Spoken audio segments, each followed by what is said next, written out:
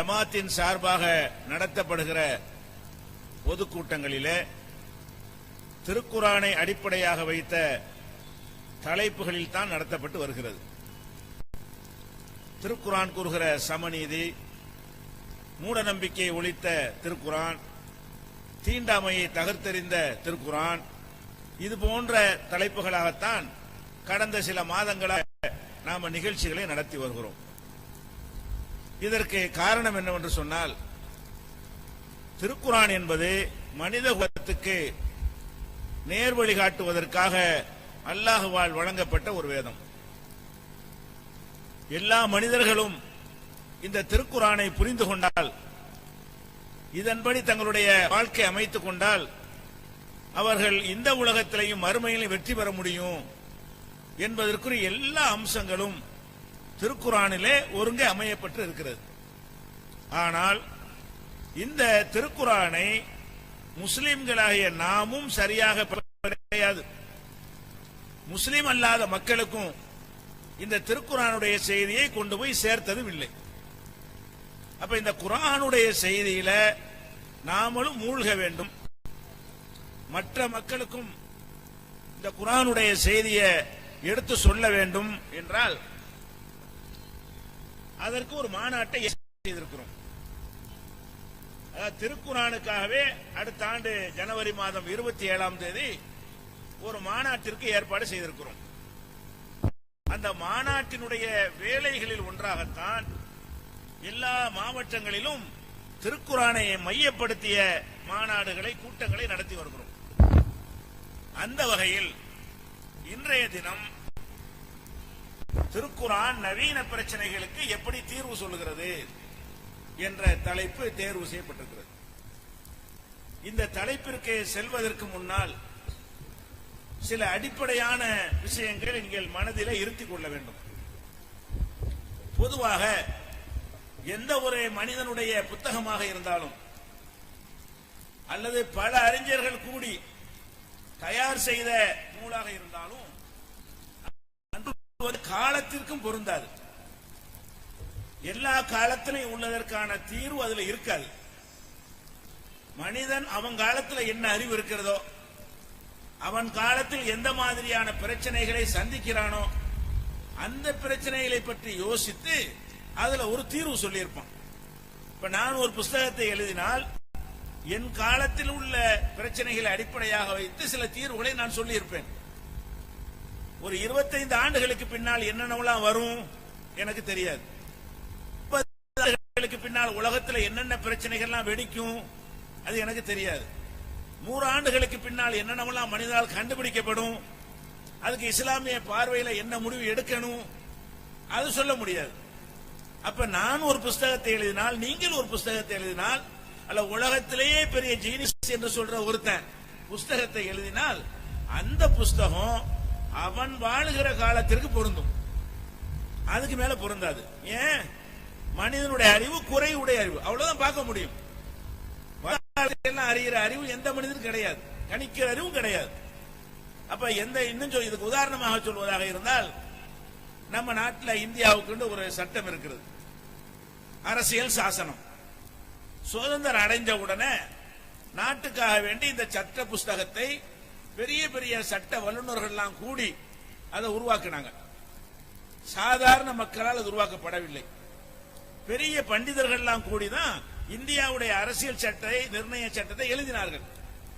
எழுதி இதுதான் இந்தியாவுக்கான சட்டம் முடிவு செய்தார்கள்.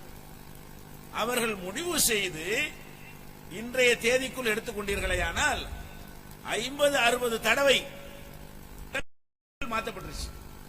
அவங்க ஒரு காலத்தில் சொன்ன அந்த சட்டம் அடுத்து ஒரு 5 வருஷத்துல 4 சட்டம் மாற்றப்படுது, அடுத்து ஒரு 5 வருஷம் இன்னொரு 10 சட்டம் மாற்றப்படுது, அடுத்து ஒரு 2 வருஷத்துல ஒரு 7 சட்டம் மாற்றப்படுது. இப்படியாக அவர்கள் எழுதின அறிஞர்கள், பண்டிதர்கள் வகுத்த அவங்க வாழ்ந்த காலத்தில் சரின்னு பட்டு தான் எழுதினாங்க. எழுதும் போது சிந்தித்து தான் எழுதினாங்க, கிறுக்குத்தனமா எழுதல. இதுதான் நம்ம நாட்டுக்கு சரியா வரும் என்று காரண காரியங்களோடு அலசி ஆராய்ந்து அந்த அரசியல் சட்ட புஸ்தகத்தை எழுதினார்கள். ஆனால் 10 வருஷத்துக்கு பிறகு நிலைமை மாறுது.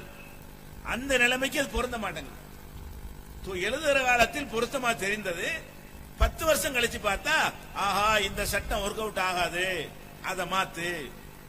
20 வருஷம் கழிச்சு பார்த்தா சட்டம் சரியாவது, அதை மாத்து. இப்படியே மாத்திக்கொண்டே போகிறார்கள். இன்னும் மாற்றுவார்கள். இன்னும் காலம் செல்ல செல்ல அரசியல் சாசன புஸ்தகத்துல அன்றைக்கு எழுதின ஒண்ணு கூட இல்லாம எல்லாம் புதுசா போயிடும். எல்லாமே மாத்தி விடுவார்கள். அது எதனால இது மாற்றப்படுகிறது? மனிதர்களால் எழுதப்படுகிற எந்த ஒரு புத்தகமாக இருந்தாலும் மனிதர்கள் வருங்காலத்தை கணிக்க முடியாது என்ற காரணத்தினால், அனைத்து அறிவும் மனிதனுக்கு கிடையாது என்ற காரணத்தினால் அவன் காலத்தை மையப்படுத்தி மாத்திரம்தான் ஒரு தீர்வை சொல்லி இருப்பான். அது காலத்துக்கும் நிக்காது. இதுதான் ஒரு அடிப்படையான ஒரு விஷயம், விளங்கிக் கொள்ள வேண்டும். இதை இன்னும் விளங்குவதாக இருந்தால், இப்ப ஒரு காலம் இருந்தது. திருவள்ளுவர் ஒருத்தர் இருந்தார், புலவர். அவர் தமிழுக்கு பெரிய தொண்டு செய்தவர். தமிழுக்கு அவருடைய குரலைத்தான் உதாரணமாக மேற்கோளாக காட்டுவோம். அவருக்கு சிலையெல்லாம் வைத்து என்ன செய்யறாங்க, அவரை அதிகமாக தமிழ் கூறும் மக்கள் மதிக்கிறார்கள். அந்த திருவள்ளுவருடைய மொழி புலமைய, அவருடைய திறமையை யாரும் குறைத்து மதிப்பிட முடியாது. ஆனா அவர் எழுதின குரல்ல உள்ள கருத்து எப்படி இருக்கும் என்று கேட்டால், அவர் காலத்து மக்கள் எந்த நம்பிக்கையில் இருந்தார்களோ அப்படித்தான் இருக்கும். அவர் வாழ்ந்த காலத்தில் மக்கள் எதை நம்பிக்கை வைத்திருந்தார்களோ அந்த நம்பிக்கை பிரகாரம் தான் அவரால் புஸ்தகம் எழுத முடியுமே தவிர, அதை கடந்து சென்று சிந்தித்து சீர்தூக்கி பார்த்து எழுத முடியுமான்னா முடியாது. அதுக்கு உதாரணமாக சொல்வதாக இருந்தால், திருவள்ளுவருடைய காலத்தில் ஒரு நம்பிக்கை இருந்தது. அந்த நம்பிக்கை இன்னைக்கும் கூட கிராமத்தில் இருக்கிறது. கிராமப்புற பெண்கள்ட்ட அது இருக்கிறது. என்ன நம்பிக்கை? சந்திர கிரகணம் ஏற்படுதுல, சந்திரன் தான் இருக்குது, அதுக்கு கிரகணம் ஏற்படும். கிரகணம்டா என்ன? இரவுல நல்லா தெரிஞ்சு கொண்டு இருக்கிறது. சந்திரன் கொஞ்சம் கொஞ்சமா இருட்டா போகும். கொஞ்ச நேரத்துக்கு பிறகு விலகும். சில மணி நேரங்களுக்கு பிறகு அந்த சந்திரனுக்கு ஏற்பட்ட அந்த கிரகணம் விலகி பழையபடி வெளிச்சமாயிரும். இதுக்கு பேர் சந்திர கிரகணம். இந்த சந்திர கிரகணத்தை பற்றி அன்றைக்கு இருந்த மக்கள் எப்படி நம்பி இருந்தார்கள் கேட்டா, அந்த சந்திரனுக்கு பக்கத்துல ஒரு பாம்பு இருக்குது. அந்த பாம்பு போய் சந்திரனை முழுங்குது. முழுங்குறதுனாலதான் கிரகணம் ஏற்படுது. அதுக்கு பிறகு என்ன செய்யுது, முழுங்கிட்டு மறுபடியும் வெளியே கக்குது. அதனால சரக்கிரகணம் விலகுது என்ற ஒரு நம்பிக்கை அந்த காலத்தில் இருந்தது. எங்க பாட்டிமாரெல்லாம் எங்களுக்கு இதை சொல்லி தந்திருக்கிறாங்க. அந்த வள்ளுவர் காலத்துல இருந்தது, இப்ப உள்ள காலத்துல அந்த மாதிரி இருக்கிறது. இது எதனால் வந்துச்சுன்னு கேட்டா, இந்துக்களுடைய நம்பிக்கை பிரகாரம் இந்த சந்திரன் இருக்கு இல்லையா, அது சிவபெருமான்கிற கடவுளுடைய தலையில் இருக்குது. சிவபெருமான் ஒரு கடவுளை அவங்க வச்சிருக்கிறாங்க. இந்த சந்திரன் எங்க இருக்கிறது? அவருடைய தலையில் இருக்கிறது. அதனால அவருக்கு பேர் பிறைசூடன், பிறையை சூடி கொண்டிருப்பவர் அப்படின்ற சிவபெருமானுக்கு ஒரு பேர் சொல்லுவாங்க. அவரை பற்றி புகழ்ந்து பாடுகிற பாசுரங்கள்ல எல்லாம் பித்தா பிறை சூடி அருளாளான்னு படிப்பாங்க. அவர் பெருமான் என்ன செய்யறாரு? பிறையை சூடி கொண்டிருக்கிறாரு. அவருடைய தலையில நிலவு இருக்கிறது, அவருடைய கழுத்தில் ஒரு பாம்பு இருக்கிறது, தலையில நிலவு இருக்கிறது. பரமசிவன் கழுத்தில் இருந்த பாம்பு கேட்டதுங்கிறான்ல, அவர் கழுத்தில் ஒரு பாம்பு ஒண்ணு போட்டிருப்பார். இந்த பாம்பு தான் முழுதாக மேட்ரு. அவருடைய கழுத்துல கிடக்கிற பாம்புக்கு சில நேரத்தில் இந்த சந்திரனை பிடித்து முழுங்கணும்னு ஆசை வந்து போல இருக்கு. அது போய் அந்த சந்திரனை முழுங்கும் போது கிரகணம் ஏற்படுது. அது முழுங்கிட்டு மறுபடியும் வெளியே கக்கி துப்பிடுதா, கிரகணம் விளைகிறது அப்படின்னு மக்கள்கிட்ட ஒரு நம்பிக்கை இருந்தது. அது வள்ளுவர் காலத்து மக்கள்கிட்ட இருந்திருக்குது. அந்த மாதிரி ஒரு குரல் எழுதுறாரு. தமிழ் நல்லா இருக்குது, திறமையான ஆளு, சிந்திக்கிற ஒரு ஆள். அவர் என்ன செய்யறாரு? கண்டர் மண்ணும் ஒரு நாள் அலர் மண்ணும் திங்களை பாம்பு கொண்டற்று. இந்த காதலன் காதலி ரெண்டு பேரும் ரொம்ப நாளா பிரிஞ்சுங்க, சந்திச்சுக்கிறாங்க. இந்த சந்திப்பு அரிதாக இருக்கிறதுனால அவர் சொல்றாரு, சந்திரனை பாம்பு முழுங்குமே, திங்களை பாம்பு கொண்டற்று. திங்கள் தான் சந்திரன், சந்திரனை பாம்பு விழுங்குமே. அந்த மாதிரி ஒரு ரேராக அரிதாக இந்த நிகழ்வு நடக்கிறது அப்படின்னு உதாரணம் காட்டுறாரு. குற்றம் சொல்ல முடியாது. ஏன்? அவர் இந்த விஞ்ஞானத்தில் படிக்கல.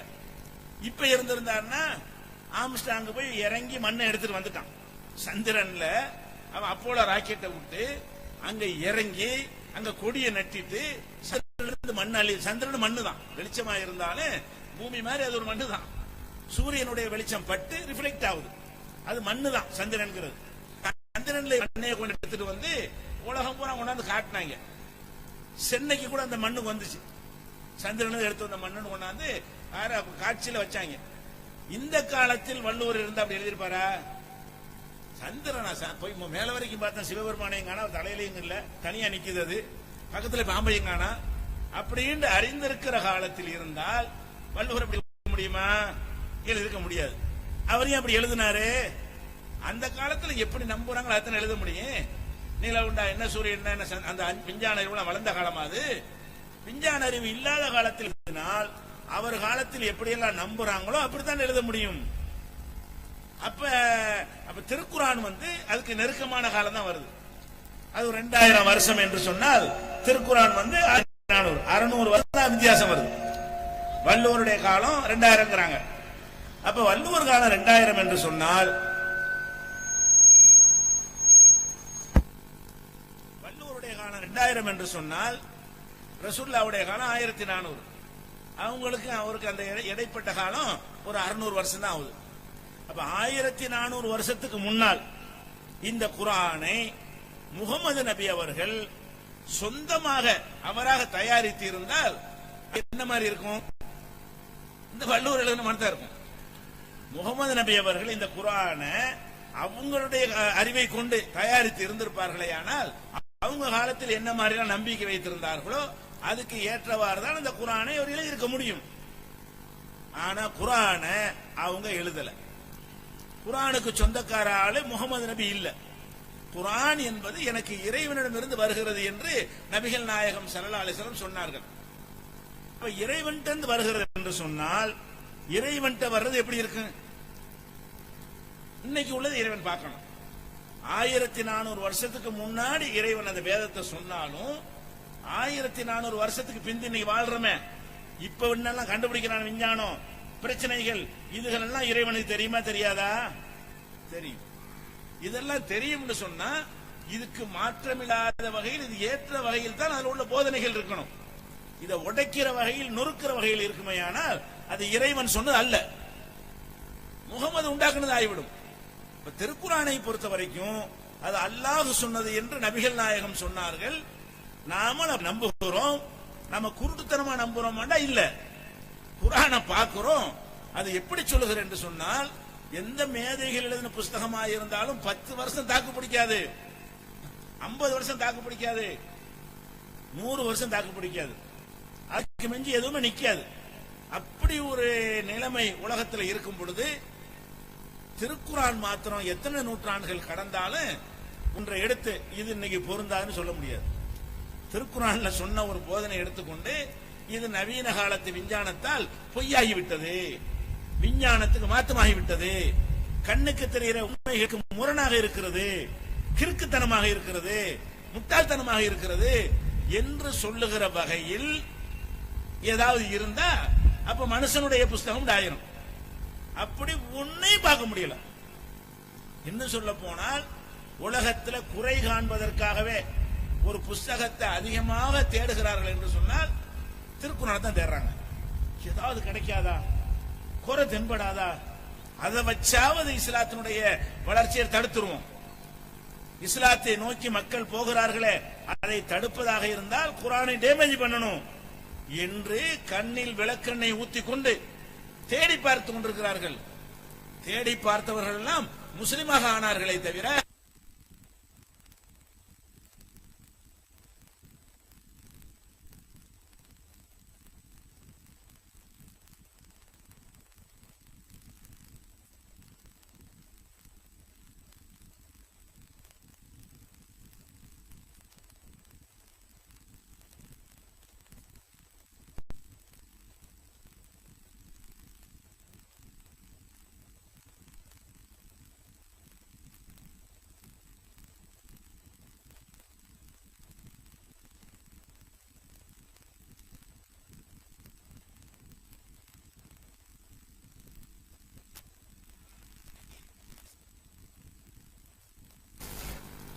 இன்னைக்கு நீங்கள் எடுத்து பாருங்க, இஸ்லாத்தை ஒழிப்பதற்காக வேண்டி நம்ம நாட்டில் ஒரு பெரிய இயக்கங்கள்லாம் இருக்குது. முஸ்லிம்களுக்கு எதிராக, இஸ்லாத்தை கொச்சைப்படுத்துவதற்காக, இஸ்லாமிய வழிபாட்டு தலங்களை தகர்ப்பதற்காக இயக்கம் நடத்தி கொண்டிருக்கிறார்கள்.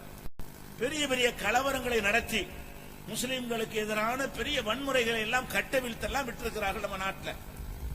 இப்ப இந்த ஆசிபா மேட்ரு வந்த நேரத்தில் கொஞ்ச நாளைக்கு முன்னாடி நிர்பயாங்கிற ஒரு பெண்ணை டெல்லி மாணவிய அவர்கள் சீரழித்த அந்த நேரத்தில் எல்லாம் யார் இஸ்லாத்தை எதிர்க்கிறாங்களோ அவங்க வாயிலிருந்து வந்த வாசகம் என்ன? உங்களுக்கு சிவசேனா தெரியும், மும்பையில் சிவசேனாவுடைய கொள்கை என்ன? பால் தாக்கரேவுடைய சிவசேனா அந்த கட்சி, அதுல பல்லாயிரம் முஸ்லிம்களை மும்பையில் வேட்டையாடிய ஒரு கட்சி. மும்பை கலவரம் மறக்க முடியாது. இந்தியாவில் நடந்த கலவரத்திலேயே குஜராத்துக்கு அடுத்து ஒரு பெரிய கலவரம் என்று சொல்வதாக இருந்தால் அந்த மும்பை கலவரத்தை சொல்ல முடியும். பெரிய கலவரம் நிகழ்த்தி முஸ்லிம்களை கருவறுக்கணும் என்ற கொள்கையாக கொண்ட அதை நிகழ்த்தி காட்டியவர்கள் யாரு? சிவசேனா, பால் தாக்கரே அவருடைய மகன் அந்த கட்சி செஞ்சார்கள். அவர் போன 10 நாளைக்கு முன்னாடி தலையங்க எழுதுறார் சாமனா பத்திரிகையில். பால் தாக்கரேயுடைய சிவசேனா கட்சியுடைய அந்த சாம்னாங்கிற பத்திரிகையில பால் தாக்கரே மகன் தான் இப்ப தலைவரா இருக்கார். அவர் என்ன செய்யறாரு? அதுல தலையங்க எழுதுறாரு. என்ன தலையங்கம்? இந்த மாதிரி ஆசிபா போன்ற இந்த கொடூரங்கள் நடக்க கூடாது என்று சொன்னால் இஸ்லாமிய சட்டத்தை கொண்டு வர வேண்டும். யார் வாயில என்ன வருதுன்னு பாருங்க. சட்டத்தை காட்டுமிராண்டித்தனம் என்று சொன்னார்கள். சிந்திக்க இது உணர வைக்கிறான் பாருங்க. அடே, உணர்வு பூர்வமா மேம்போக்கா பேசுவீங்கடா. எதுக்கு என்ன கொடுக்கணுமோ அதை கொடுக்கணும், எந்த தப்புக்கு என்ன தண்டனை கொடுக்கணுமோ அதை கொடுக்க வேண்டும் என்று யார் சொல்றா? முஸ்லிம்களையும் இஸ்லாத்தையும் ஒழிக்க வேண்டும் என்பதை ஒரு கொள்கையாக கொண்ட இயக்கத்தினுடைய அதிகாரப்பூர்வமான பத்திரிகையில அதிகாரப்பூர்வமான தலைவர் அதிகாரப்பூர்வமாக பதிவிடுகிறார். என்ன பதிவிடுறாரு? இஸ்லாமிய சட்டத்தை கொண்டு வா, மரண தண்டனை கொடுக்கிறார். இந்த மாதிரியான ஆட்களுக்கு உயிரை தடுக்கணும், கல்லறிஞ்சு கொள்ளணும், இந்த தண்டனை தான் கொடுக்க வேண்டும் என்று சொல்ல முடிஞ்சதே தவிர குறை சொல்ல முடியல. இது 14 நூற்றாண்டுக்கு முந்தின சட்டம். 14 நூற்றாண்டுக்கு முந்தைய இவ்வளவு அடிபட்டு கண்டுபிடிக்கிறாங்களே, இத அன்னைக்கு சொல்லி இருக்கிறான். இது மனுஷனா அல்லாவா இது? அட, இதை கண்டுபிடிக்க உங்களுக்கு 1400 வருஷம்டா. இதுக்கு தான் தண்டனை என்பதை கண்டுபிடிக்க எவ்வளவு காலம் தேவைப்பட்டிருக்கு? 1400 வருஷம் அடி உதப்பட்டு ஒவ்வொரு தண்டனை கொடுத்து பார்த்தாங்க. எப்ப இதை சொல்றான்? பல தண்டனை போட்டு பார்த்தா 6 மாசம் அது இது தையல் மிஷின் கொடுத்து பார்த்தாங்க. எல்லா விஷயத்தையும் கொடுத்து பார்த்துட்டு நாளுக்கு நாள் ஜாஸ்தி ஆகிட்ட போகுது. சின்ன குழந்தைய விட மாட்டேங்கிறாங்க. பெண்கள்னா பெண்கள் உயிரோடு வாழ்வதே எச்சத்துக்குரியதா மாறுது. நம்மளுக்கு என்னென்ன சட்டத்தை எல்லாம் போட்டு பார்த்துட்டோம், ஒண்ணுக்கு அடங்க மாட்டேங்குத. அப்ப எப்பதான் அடங்கு? இப்பதான் அடங்குறாங்க. எப்ப எட்டு தலை சீவு தலைய 4 பேருக்கு சிப்பாரு நடக்குமா? அப்ப இந்த மாதிரி ஆசிபா போன்ற இன்னும் யார் யாரெல்லாம் அந்த சீரழிக்கப்பட்டாரோ அந்த வேலை எவன் செய்தாலும் அவனுக்கு மரண தண்டனை கொடுக்க வேண்டும், கடுமையான தண்டனை கொடுக்க வேண்டும், உலகமெல்லாம் பார்த்துக்கிற வகையில் கொடுக்க வேண்டும் என்று சொல்லுகிற வகையில் இஸ்லாம் இருக்குதா? அந்த காலத்துல முகமது கற்காலத்தில் சொல்லிட்டு போயிட்டாரு. அந்த காலத்துக்கு பொருந்துமா? ஒண்ணு சொல்லு பாப்போம். அப்ப எல்லாம் அதை நோக்கி ரிவர்ஸ் ஆகிட்டு வருகிறது. அத்வானி யாரு? அத்வானி யாரு? இந்த மோடிக்கு மேல அப்பனா இருந்தவர். அவர் தான் வளர்த்தவர், இந்த வெறியை அதிகமா விதைத்தவர். அவர் தான் போய் பள்ளிவாசல் இடிக்க படத்திற்கு போனவர். அவர் தலைமையில போய் தான் பாபர் மசூதியை இடித்தார்கள். அவரு உள்துறை மந்திரியா வர்றாரு, வாஜ்பாய் பிரதமரா வர்றாரு. நாட்டில் இதே மாதிரி சீரழிவுகள், கொள்ளை, கற்பழிப்பு நடந்து கொண்டே இருக்கிறது. அவர் என்ன சொல்றாரு? அரபு நாட்டு சட்டம் சரியா வரும், இஸ்லாம்னு சொல்ல மாட்டேன்றார். எல்லாம் ஒண்ணுதான். அரபு நாட்டு சட்டத்தை கொடுத்தா சரியா வருவாங்க. நம்ம நாட்டில் இதெல்லாம் ஒழிய வேண்டுமானால் எது வரணும்? அரபு நாட்டு சட்டம் வரணும். இதை சொன்னது யாரு? முஸ்லிம்களோட நட்புறவா இருக்கக்கூடிய இந்து தலைவர்களா இவங்க? இல்ல. இஸ்லாமும் உங்களுக்கு பிடிக்காது, குர்ஆனும் பிடிக்காது, முஸ்லிம்களும் பிடிக்காது. ஆனா பாக்குறாங்க, நிதத்தை பாக்குறாங்க, யதார்த்தத்தை பாக்குறாங்க. ஆஹா, இந்த சட்டத்துக்கு மிஞ்சின ஒரு சட்டம் கிடையாது. இத தத்துவார்த்த ரீதியா பாக்குறாங்க. அரபு நாடுகளையும் பாக்குறாங்க, புள்ளி விவரத்தையும் பாக்குறாங்க. புள்ளி விவரத்துல இந்த குற்றங்கள் கம்மியா எங்க நடக்குது, எடுத்து பார்த்தா அரபு நாட்டுல கம்மியா இருக்கு. என்ன நம்ம சட்டம் போட்டி இல்லடா, அங்க செஞ்சு காட்டுறானே நம்ம நாட்டில் உள்ள சதவீதத்தை விட அந்த நாட்டில் இந்த குற்றங்கள் கம்மியா இருக்கா இல்லையா? ரொம்ப ரொம்ப கம்மியா இருக்கு. கம்மின்னா 100க்கு 90ங்கிற அளவு இல்ல, இங்க 100னா 2. அவ்வளவு பெரிய வித்தியாசத்தில் குற்றங்களை இல்லைன்னு சொல்ல முடியாது. இருப்பாங்க, எப்பவும் இருப்பான். மரண தண்டனை கொடுத்தா 4 பேர் இருப்பான். சதவிகிதம் கம்மியாக இருக்கிறது. அப்ப இந்த ஒரு சட்டத்தினால் மட்டும்தான் குற்றங்களை, கொலை குற்றங்களை, கற்பழிப்பு குற்றங்களை பெருளவுக்கு குறைக்க முடியும். இப்ப விளங்கி போச்சா? அப்ப இஸ்லாம் இந்த காலத்தை கடந்த நவீன காலத்து பிரச்சனைக்கெல்லாம் தீர்வு சொல்லுதுன்னா இது நவீன காலத்து பிரச்சனை தானே. இது இந்த பிரச்சனைகள் இப்ப நடந்துகிட்டே இருக்கு. என்ன தீர்வுன்னு தானே கேக்குறீங்க. அந்த தீர்வை இப்ப சொல்றதுக்கு முன்னாடி அப்ப சொல்லிவிட்ட திருக்குரான். அப்ப திருக்குரான் சொல்லக்கூடிய இந்த சட்டத்தை நோக்கி உலகத்தில் வர்றது எதை காட்டுது? இது முகமது சொல்லி இருக்க முடியாது. இந்த குரான் முகமது நபி அவராக சொந்தமாக இப்படி கற்பனை பண்ணி ஐடியா பண்ணி சொன்னா இப்படி எல்லாம் வராது. 5 வருஷம் தாங்காது சட்டம். அப்ப இவ்வளவு காலத்துக்கு பிறகு இது நிலையில் இருக்கிற காட்சியை பார்க்கணும். அதே மாதிரி இப்ப சில பிரச்சனை சொன்னா தான் உங்களுக்கு விளங்கும். இப்ப பெண்களுடைய உடை சம்பந்தமாக நவீன காலம் வந்த பிறகு பெண்களுடைய ஆடை ரொம்ப பலவிதமான ஒரு சீரழிவான ஆடைகளை அணிந்து கொண்டிருக்கிறார்கள்.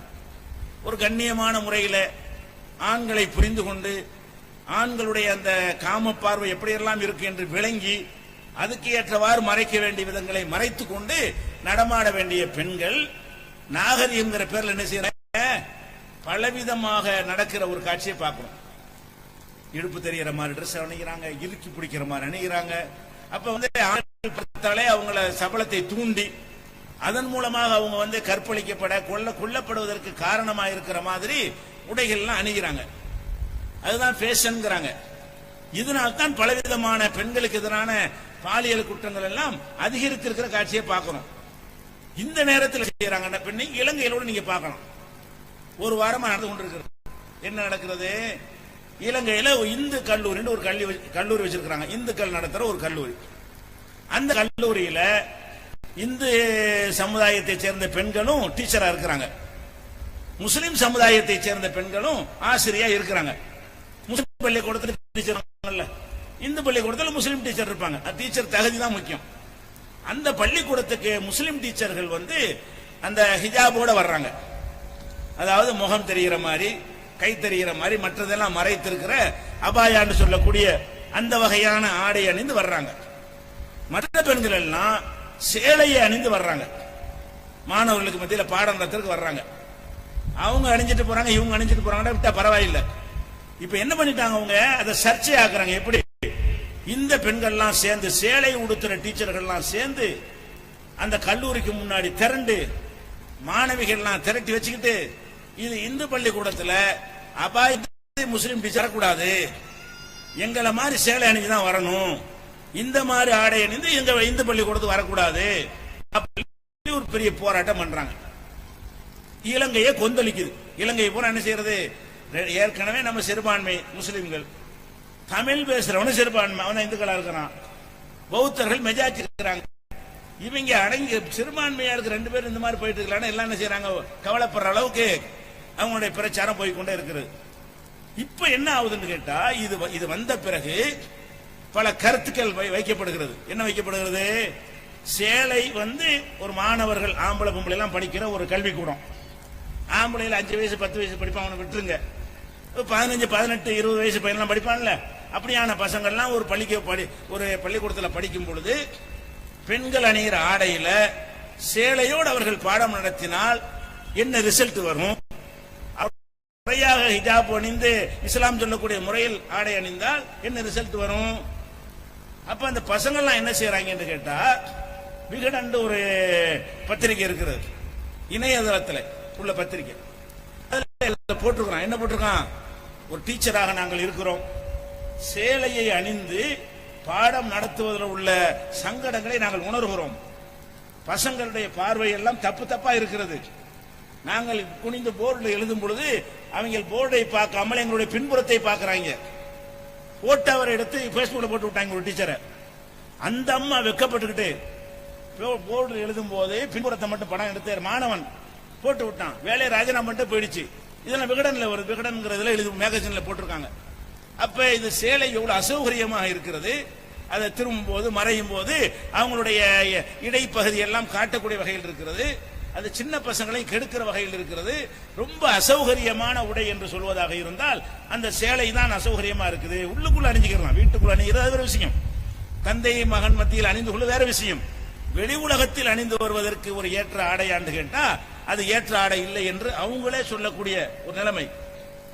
மதுரை ஆதீனம், மதுரையில ஒரு மடம், அந்த மடம் ஆதீனம்னா அவர் மதுரை ஆதீனம் என்ன சொல்றாரு, பெண்களுக்கு எதிரான பாலியல் குற்றம் வேண்டுமானால் இந்து பெண்களும் புர்கானிங்கிறார். யார் சொல்றா? மதுரை ஆதீனம் சொல்றாரு. இந்து பெண்கள் என்ன செய்யுங்க, முஸ்லிம்கள் சொல்வதை போல நீங்கள் புர்கா அணிந்து கொள்ளுங்கள். அப்ப எதை பிற்போக்குன்னு சொன்னாங்களோ அந்த பிற்போக்க யார் சொல்றா?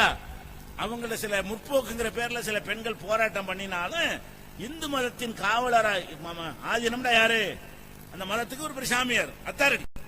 இவெல்லாம் அந்த மதத்தை நம்பாத ஆளுங்க. அப்ப அந்த மதத்தை நம்பி காக்கக்கூடிய மதுரை ஆதீனம் சொல்றாரு, முஸ்லிம்களை போல நீங்கள் உடை அணிந்தால் உங்களுக்கு அதை விட இஸ்லாம் இந்த ஆடையத்தானே பிற்போக்குங்கிறாங்க, நவீன காலத்துக்கு பொருந்தானே சொல்லிட்டு இருந்தாங்க. இப்ப என்ன ஆகுதுன்னு கேட்டா உலகம்லாம் பாக்குது. வரட்டு ஸ்தனமா பேசினா சரி மாதிரி தெரியும். என்ன வரட்டுத்தனமா? பொம்பளைக்கு உரிமை இல்லையா? நாங்க இஷ்டப்படி நடக்க கூடாதா? எங்க சுதந்திர தலையிடுவீங்களா? நாங்க என்ன நீங்க இப்படி எல்லாம் கேட்க நல்லா இருக்கும், கேட்கறதுக்கு நல்லா இருக்கு. ஒரு நிர்வாகத்தை நடத்தினா பாருங்க, அவனுக்கு தெரியும் அவனுடைய வேதனை, அதனுடைய விளைவு அவனுக்கு தெரியும். அதனால் ஏற்படுற பஞ்சாயத்து அவனுக்கு தெரியும். ஒரு பள்ளிக்கூடம் நடத்துறான், ஒரு ஸ்கூல் நடத்துறான். அந்த ஸ்கூல்ல இந்த பெண்கள் குறைந்த ஆடை கவுன் வரைக்கும் போட்டு மினி கவுனை போட்டு ஸ்கூலுக்கு வருது. ஆம்பளை பசங்க ஃபுல் பேண்ட் போட்டு வர்றான், பொம்பளையோ மினி கவுன் போட்டு வருது. அப்ப இவன் பாடத்தை படிக்காம என்ன செய்யறான்? தொடைய கிள்றான், அதை ரசிக்கிறான், அதை படம் எடுக்கிறான், பலவிதமான சேட்டைகள் எல்லாம் பண்றான். அது மாத்திரம் இல்லாம டீச்சர்களை பார்த்து சைட் அடிக்கிறான், பொம்பளை டீச்சரா இருந்தா. இதுகளை எல்லாம் பார்த்து விட்டு நம்ம தமிழ்நாட்டுடைய அரசாங்கம் கல்வித்துறை என்ன பண்ணிருக்கிறாங்க? பசங்கள் ஆம்பளை பசங்களுக்கு பொம்பளைங்க பாடம் நடத்த போனால் சேலைக்கு மேல ஓவர் கோட் போட்டுக்கிறங்க. சேலையை அணிந்து அந்த இடையெல்லாம் தெரியாம என்ன செய்யணும், மேல ஒரு ஓவர் கோட்டையும் போட்டுக்கிறங்க. இதுக்கு என்ன அர்த்தம்? ஓவர் கோட்டுக்கு புர்காவுக்கு என்ன வித்தியாசம்? ஒண்ணுதானே. அதை போட்டு அதே மாதிரி மறைஞ்சிரு எல்லாமே. அப்ப எதை மூடத்தனம் சொன்னார்களோ, எதை பிற்போக்கு என்று சொன்னார்களோ, அந்த பிற்போக்குன்னு வெளியே உட்கார்ந்து சொல்லுவான். ஆணையும் பெண்ணையும் வச்சு மேய்க்கிறான அவனுக்கு தான் தெரியும் அந்த வேதனை என்னெல்லாம் நடக்குது, பெண்கள் எப்படி கெடுக்கப்படுறாங்க, பெண்கள் எப்படி பாதிப்பு அடைகிறாங்க, ஆம்பளை எப்படி கெட்டு போறான். அதையெல்லாம் அனுபவ ரீதியாக பார்க்கக்கூடிய நிர்வாகத்தில் இருக்கிறவன் சொல்ல இந்த அறிவுஜின் எழுதுவானே அவனுக்கு எல்லாம் விளங்காது. அவனால இப்ப ஆண்களையும் பெண்களையும் வச்சு ஏதோ ஆபீஸோ ஒரு நிறுவனமோ நடத்தினால் அவனுக்கு தெரியும். அப்ப ஆண்களுக்கு என்ன செய்யுதுன்னா, இவன் அந்த கல்விக்கூடம் நடத்துறவங்க என்ன செய்யறாங்க, அரசாங்கத்துல ஓவர் கோட் போட்டு பாடம் நடத்துங்க. ஓவர் கோட் ஏன் போடுறீங்க? அப்ப இஸ்லாம் சொல்லக்கூடிய முறையில் அந்த ஆடை இருப்பதுதான் பள்ளிக்கூடத்து மாணவர்களை சபலப்படுத்துவதை விட்டு கூட காப்பாற்றும். இல்லை என்று சொன்னால் தனக்கு படித்து தருகிற ஆசிரியர் என்று கூட பார்க்காமல் அவளை விட சின்ன பையன் என்ன செய்யறான், அவளை வேற மாதிரியா பார்க்கறான். இதாண்டா மனுஷன் இயல்பு, இப்படித்தான் நடப்பான். இது உனக்கு விளங்காது. நீ எல்லாம் அடிபட்டு அடிபட்டு அடிபட்டு கடைசியா விளங்குவ. இறைவனுக்கு படைச்சவன் அவன் தானே, எடுத்தவனு தெரிஞ்சிடும். இறைவன் படைச்சது இறைவனாக இருந்தால் இறைவனுக்கு என்ன தெரியும்? ஆம்புலன்னா இப்படித்தான், பொம்புலன்னா இப்படித்தான், ஆம்பளுடைய பார்வை இப்படித்தான் இருக்கும், இன்னென்ன மாதிரிலாம் நடப்பான், அதுக்கு இந்த மாதிரி சட்டம் போட்டதான் சரியா வரும், இதான் காலத்துக்கும் சரியா வரும். இந்த தன்மை எல்லாம் எந்த காலத்திலையும் மாறி போவாது. இதே மாதிரி தான் இருக்கும். ஆம்பளை இதே மாதிரி தான் இருப்பான், பொம்பளை இதே மாதிரி தான் இருப்பான். அப்படிங்கிறது படைச்சவனுக்கு தெரியும்ல. இப்ப படைச்சவன் கொடுத்த சட்டமா இருக்கிற காரணத்தினால் இந்த நவீன காலத்தில் பெண்கள் பாலியல் சீண்டலுக்கு ஆளாகுறாங்களே, அதையெல்லாம் தடுக்கிறதா இருந்தா எதை இத்தனை காலம் பிற்போக்குன்னு சொல்லிட்டு இருந்தாங்களோ அதை நோக்கி ஓடு, அதை நோக்கி செல்லு என்கிற காட்சியை பார்க்கிறோம்.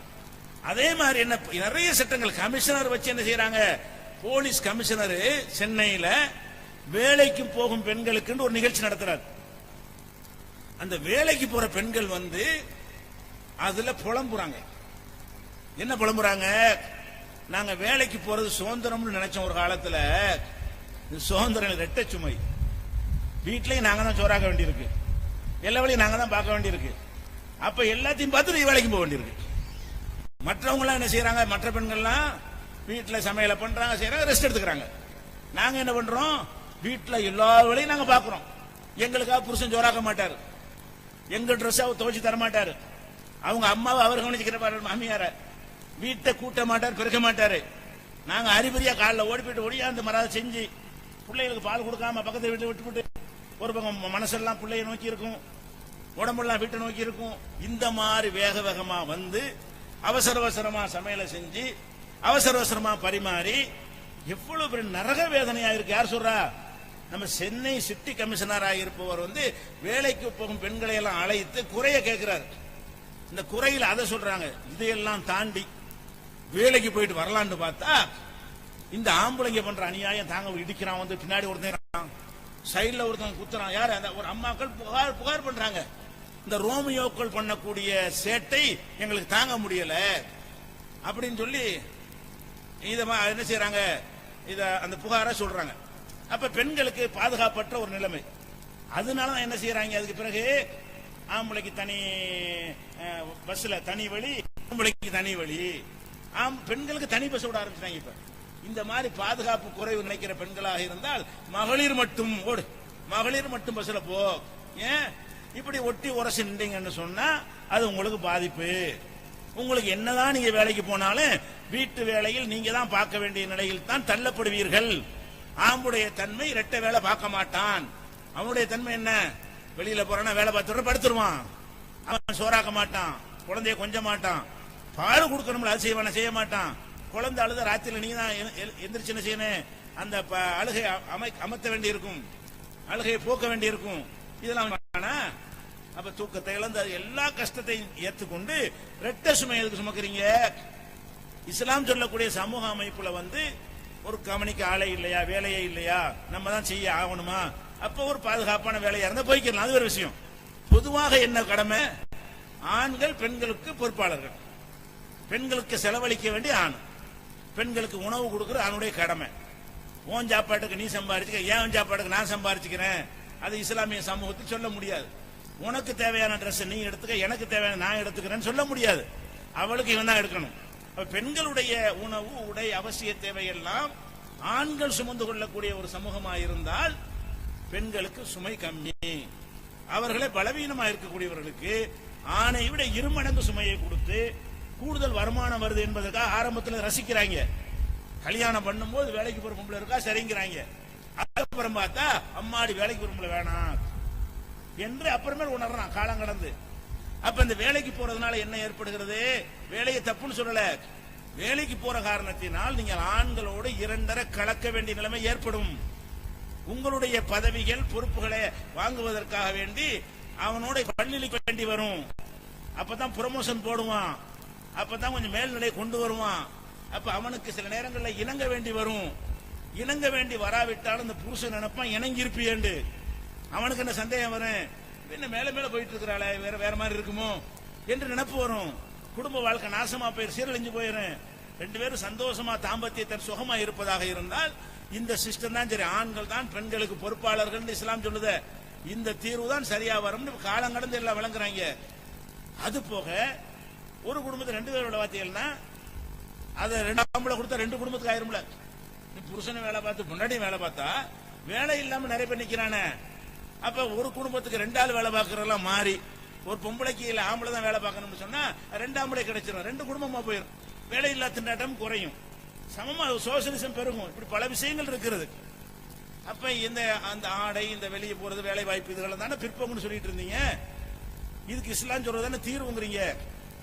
இப்ப என்னடான்னு கேட்டா கழுத்தில் உள்ள செயின் இருக்கிறாங்க, பொம்பளை வந்து செயினை போட்டு போக முடியல.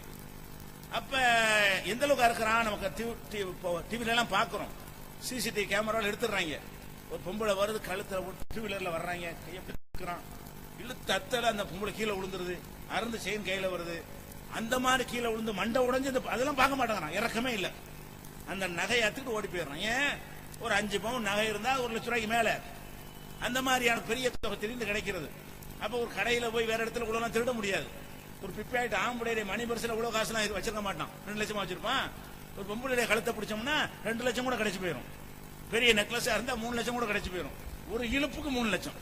அப்படிங்க என்ன செய்யறான்னு கேட்டா சாதாரண இழுத்துட்டு போறான். இது பெங்களூர்ல இது தாறுமாறா திருட்டு அதிகமா போன உடனே பெங்களூர் கமிஷனர் என்ன பண்றாருன்னு கேட்டா பெண்களுக்கு ஒரு ஆடையை அறிமுகப்படுத்துறாரு. என்ன ஆடை?